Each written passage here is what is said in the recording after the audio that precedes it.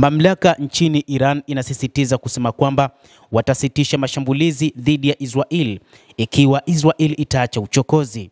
Waziri wa mambo ya kigeni wa Iran ameashiria nia ya kusitisha mashambulizi ya makombora dhidi ya Israel, akisema wanashambulia tu kwa ajili ya kujilinda.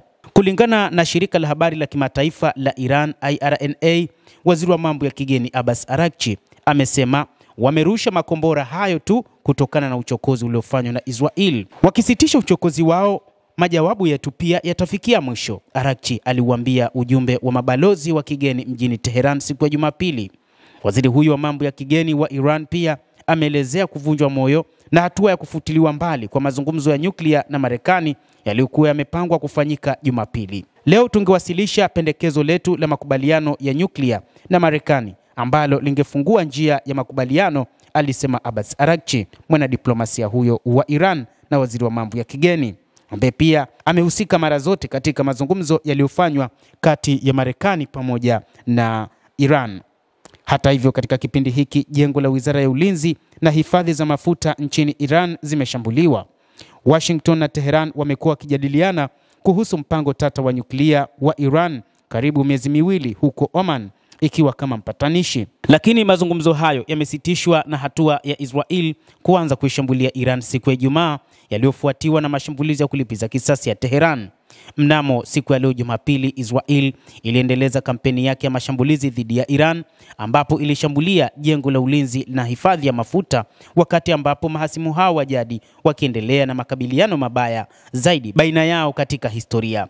Vyombo vya habari vya Iran vimeripoti kuwa Israel ilishambulia jengo linalotumiwa na Wizara ya Ulinzi katika mji wa kati wa Isfahan. Haya yamefanyika baada ya makombora ya Iran kusababisha vifo vya watu 10 usiku wa kuamkia Jumapili, kulingana na mamlaka, na kupelekea idadi ya waliofariki kufikia watu 13 tangu Iran ianze kujibu Israel kwa mashambulizi. Hata hivyo, taarifa hizi hazikuthibitishwa kwa uhuru na vyombo vya habari, na ni taarifa ambazo zimetolewa na mamlaka nchini Iran kwamba ni watu 13 hadi wakati huu ambao wameuawa kutokana na mashambulizi yaliyofanywa na Iran. Rais wa Marekani Donald Trump siku ya Jumapili alisema kuwa nchi yake haina mkono katika mashambulizi ya mwandani wake Israel nchini Iran, ila amedai endapo Iran itashambulia maeneo ambayo Marekani ina maslahi, basi jamhuri hiyo ya Kiislamu itakabiliwa na nguvu kamili ya jeshi la Marekani. Lakini waziri wa mambo ya kigeni wa Iran Bwana Abbas Araghchi amesema kuwa Tehran ina ushahidi kwamba jeshi la Marekani na kambi zake huko Mashariki ya Kati zilisaidiana na Israel katika mashambulizi yake. Polisi nchini Israel imesema watu 6 wameuawa na wengine angalau 18 wamejeruhiwa katika eneo la pwani ya Mediterania la Bat Yam karibu na Tel Aviv kulikofanyika mashambulizi ya makombora. Huko kaskazini mwa Israel, waokoaji na madaktari walisema shambulio lililofanywa Jumamosi jioni liliharibu jengo la ghorofa 3 katika mji wa Tamra na kusababisha vifo vya wanawake 4. Mamlaka za Israel zimeripoti vifo vya watu 13 na majeruhi 380 nchini humo tangu Ijumaa. Naye balozi wa Iran katika Umoja wa Mataifa amesema watu 78 waliuawa nchini Iran na wengine 320 walijeruhiwa tangu wimbi la kwanza la mashambulizi kuanza nchini humo.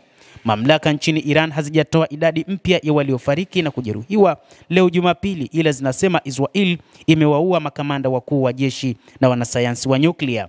Baada ya miongo kadhaa ya uhasama na mapigano ya kiwakala, hii ndio mara ya kwanza kwa Israel na Iran kukabiliana kwa kiasi hiki, jambo linalosababisha hofu ya mzozo wa muda mrefu utakaotanuka na kulikumba eneo zima la Mashariki ya Kati. Mtazamaji wa The World News, endelea kutufuatilia nasi tutakujuza mengi yanayojiri katika ulimwengu, hususan katika nyakati hizi ambazo kumekuwa na mashambulizi ya pande zote mbili kati ya Iran pamoja na Israel. Endelea kuwa nasi wakati wote.